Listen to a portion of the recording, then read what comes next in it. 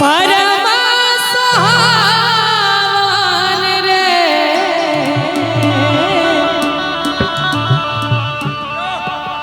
बस हाथ चढ़ल शिव शंकर परम सुहावन रे के बहिना ताली बजा के सब गोटे पाछू में वीआईपी लोग सब बैसल छी हुनको से आग्रह ताली बजबैत रहियो के बहिना के बहिना के बहिना कमल नयन अभिराम की कामल जान रे के बहिना कमल नयन अभिराम की कामल जान रे बस हाथ चढ़ला शिव शंकर परम सुहावन रे बस हाथ चढ़ला शिव शंकर परम सुहावन रे के बहिना के बहिना कमल नयन अभिराम की कामल जान रे के बहिना कमल नयन अभिराम की कामल जान रे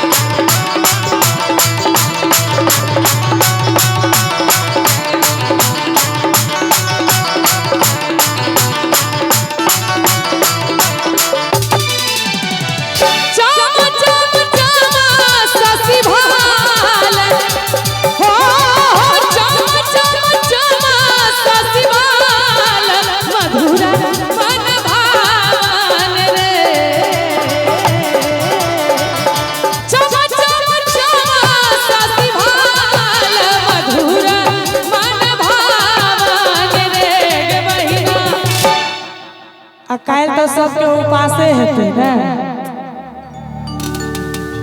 कि चम चम चम शशि भाल मधुर मन भावन रे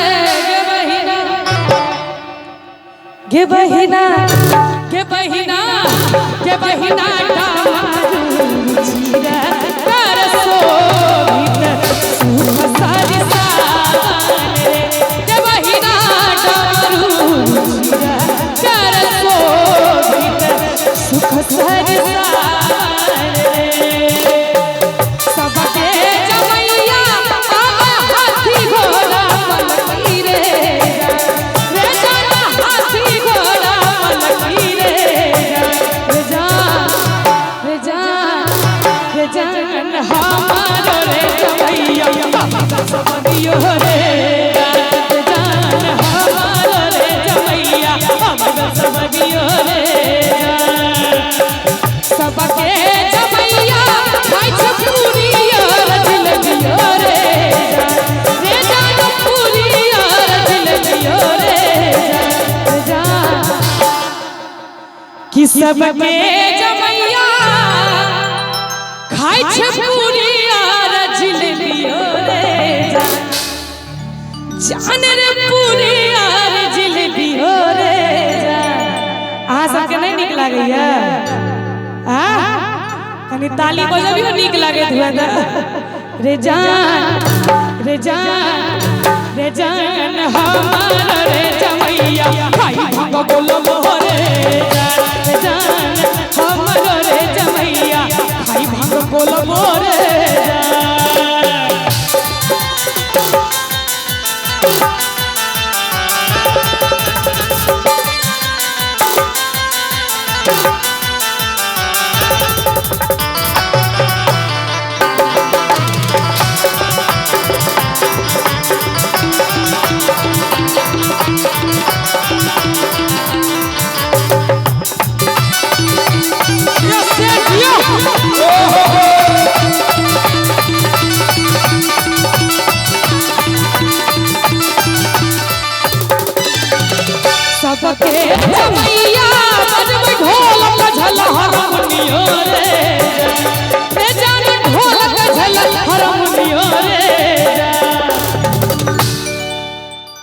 जखन हमरा ले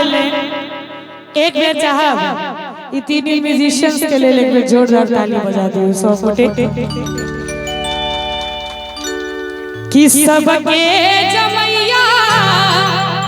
बजबै ढोलक झलहरनियो रे जान ढोलक झलहरनियो रे लेकिन है रे हम ढल हला जमा रे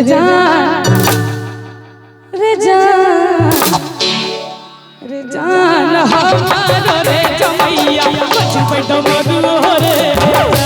जान हमारो रे जमैया बजबै डमरू रे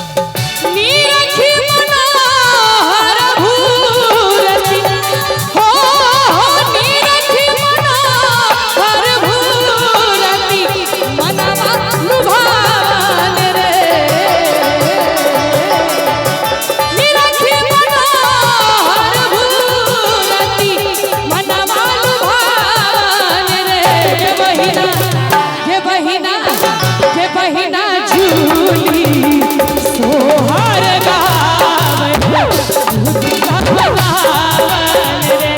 बहिना झूली सोहर गावे जखन